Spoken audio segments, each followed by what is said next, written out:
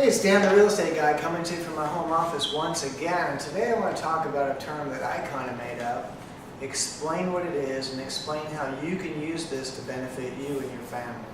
And that term is what I call an equity garden.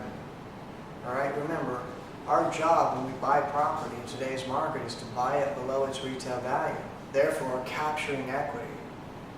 All right, so you capture some equity on every transaction.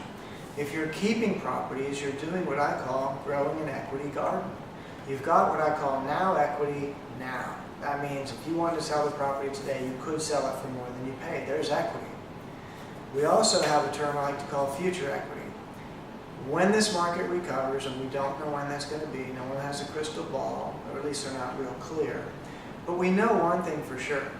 We know that every time there's been a boom and then a bust, prices falling rapidly like they did this time, that the amount of time or the percentage of time that the prices returned to where they were and then shot through there and went higher is 100% of the time since they've been tracking real estate prices. Not sometimes, 100% of the time. It doesn't mean that it will do it in the same length of time. It could be twice as long this time. We don't really know. I have lots of theories, and one of them is I believe that the market, when it finds the bottom and it goes flat, it's going to be flat longer than it was last time. It's very logical. Last time when the market in the 90s peaked and then crashed, it fell just 24% roughly in my area. Then it went flat for 6 years. 6 years. Giving myself and my partners plenty of time to build our equity garden, to buy our properties, to get our cash flow up, so that when it took off again, we would have lots of properties. You know, it's an interesting concept. And I want you to think about that because you're kind of early in this. Perhaps you're just getting going. I know I have some advanced and intermediates out there as well. But you might not have thought about it this way before. What if you ended up collecting up 10 or 15 properties in this down market? Seems like a lot, but that might only be a few properties per year for 5 or 6 years. 12, 13, 14 properties. What if you were able to make them all stand on their own? They all have equity. You're growing an equity garden. The idea is, when things take off again, you're likely to harvest some of that equity. An interesting concept would be if, let's say you ended up with 10 properties, and the market went crazy. It started zooming up again. I've learned from the last 2 booms and busts that you don't sell your properties in year 1 or year 2. I mean, if you're happy with the amount they've gone up, and you need the money, smart, go ahead and sell 1 or 2. But think about harvesting most of your crop, most of your equity garden. Think about harvesting that in year 2 or 3. In the last 2 markets, you would have been best to wait for year 2 or 3. If you waited much longer than that, you got caught on the downside again. Remember, it's not important to catch the peak. It's just you want to be somewhere near it. You don't care if the values go up some more after you sell. All right, you don't want to worry about that. But the idea is, let's say you were able to buy 1 or 2 properties a year, rental properties, either single-family homes or a duplex or perhaps even a fourplex, right? Let's say you could generate your goal as far as your cash flow per month. They're all standing on their own, they're all stabilized, and they're all paying you each month. Yes, it's not easy. You're either going to manage them yourself or you're going to work with a manager to stay on top of things to make sure they're maintained. You know, your tenants need to be happy. If they're not happy with your property, they're going to look for another property to move to. If they give a call to the manager or to you and something's broken and you don't fix it in a reasonable amount of time, they could start shopping. So let's say you do a good job of management. Each property has a positive cash flow. In essence, you're getting paid to wait. You're getting paid to wait for the next great market. And you may decide it's better to just keep all this stuff. Doesn't matter if it goes up in value. You're enjoying the cash flow. The loans are paying themselves down. You might be happy with that. But most 30-year loans, if you're using 30-year financing to replace your private financing, you may have learned how to use private money and then replace it with long-term financing. Or you're 10 years into it, let's say, and the market gets hot. Wouldn't be a bad idea to sell some of those properties or harvest some of your equity garden and pay off the remaining loans.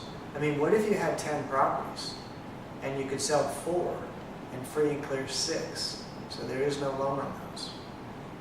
It's an interesting concept. Do some math, sit down with that. What if you had 6 duplexes at $900 or $1,000 a piece rented by them?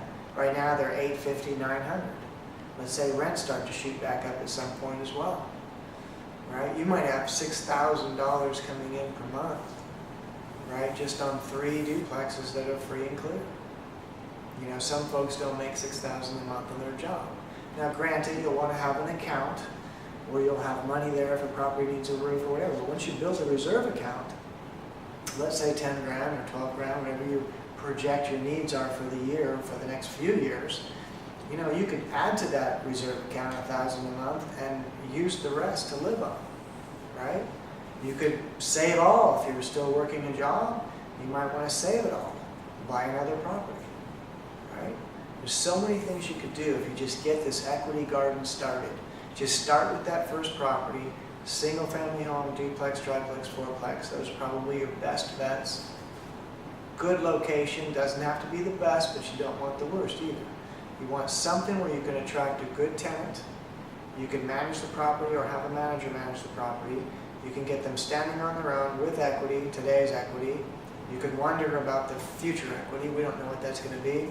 I do believe they will go back up. We just think it's going to be a long time. That's good news for you, because if it stays down and flat for 8 years this time instead of 6, you have more time to collect properties before the market shoots up. When it starts to shoot up, again, probably you don't sell in year 1, probably you don't sell in year 2, probably in year 3 you start considering which of these properties would be great to sell. Maybe some of your properties gathered equity faster because they're in a more desirable part of town, yet they're not that much easier to run than another property. So if you can maximize the capture of equity, sell that property. Sure, there's tax consequences, right? We're not going to give you tax advice here. You're going to talk to your accountant about that and your CPA. But if you can sell 1 or 2 and free and clear 2 or 3, that's a wonderful situation, because after that, you've got free and clear properties. All you have to do is keep them rented, pay your property taxes, pay your insurance, pay whatever little bit of expenses you have, but you have no payment on the property. You have pure equity, right? Then you can maintain the properties looking super sharp, attract the best tenants. When you have the best tenants in a sharp property, there'll be times where you have the same tenant. I had one for 7 years. Never bothered me, I never bothered him. If I was in the area, I'd drive by the outside of the property only, I didn't bother him. It looked better than the day I bought it. The guy maintained it, he paid his rent on time, I knew his rent would show up every time, on time, and that's a wonderful situation. So imagine 10 of those, imagine 20 of those. Some of you have a big imagination, and you want to have 100 of them. Completely up to you, all right? It is completely up to you. It's your equity garden. You're responsible for capturing the equity. You're responsible for maintaining it. That's kind of like weeding your garden, right? Bad tenant, get rid of them. Get a new one in there, right? Needs a paint job? Fine. It's like pulling another weed. Make it look sharp. Keep them sharp. Keep people in it. Keep it win-win, right? You can sometimes make it win for both of you when you're slightly below market rent and you get 10 applicants instead of 2. Now you get to pick from 10 people. So there's all the little tricks of the trade to keep your property sharp and running well. Keep the cash flow coming in. Hopefully someday the equity will then continue to grow. You've captured equity now to protect yourself now, but you have the real potential of an increase in value at some point. When this market works itself out, supply and demand becomes a little better, when there's not a ton of bank-owned properties anymore, when there's not a ton of short sales anymore, it could be a number of years. But you're getting ready now. You're planting your garden now. You're not waiting until good times to plant. Why would you do that? Right? There'll be more competition, more people run around buying when they think they like real estate. Your job is to buy it when people don't like it. So things could get ugly. Maybe in your area they already are. Maybe some people, when they hear you're in real estate, they're like sorry for it. You know, they think you just went through the ringer, and probably some of you did. All right, it's not easy, but it's full of opportunity. Growing an equity garden, even if your goal is to buy and sell, think about the equity garden. Even if you kept 1 good property per year with equity and good cash flow and stabilized, while you buy and sell the other ones, that's fine.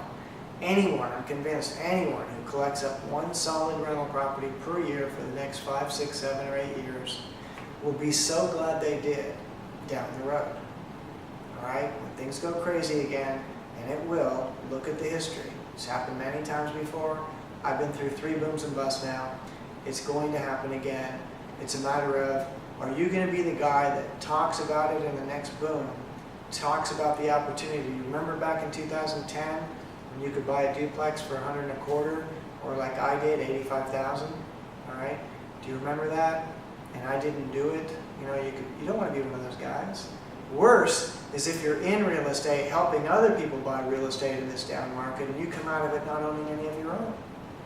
I think that's a huge error. So think about the equity garden. Now that I told you about it, now that you have some reference to it, hopefully your brain's just going to work on it, right? Your brain's going to help you get some of that stuff. Get your garden started. Doesn't matter if it starts slow. What matters is you build it. You've got years to build it. Just keep becoming an expert. We'll update you as things change in our marketplace and how to check in your marketplace if those same techniques work. Watch for these techniques. Gather up property below market. Find your money folks out there. Remember, they like funding deals when you get a great deal. Build your track record and you'll have an easy time of raising the private funds. You'll have an easy time of refinancing them out and putting long-term loans on there. And then when the market takes off and you're in year 2 or 3 and the inventory drops, right? Demand increases, inventory drops, people are wrestling on the lawns for houses again like they were before. Consider which ones you want to keep forever, which ones you want to sell, which ones you want to harvest in your garden. Do the old thing where you sell some and pay the other ones off. Now you have pure income coming in with only the maintenance, minor maintenance, and property taxes and things like that. You've essentially set yourself free. You're on what I call the other side. The other side is when you have income properties that are paying you more than you need to live on. If it's twice what you need to live on, that's fantastic. If it's 3 times what you need to live on, that's even better, right? I got to tell you, I really enjoy trotting out to my mailbox once a month and getting my mailbox money from my apartment complexes. They wanted to go to an auto deposit. I didn't want that. I want to see the checks. I want to grab the checks. I want to take them to the bank. All right, it feels good. You could do the same.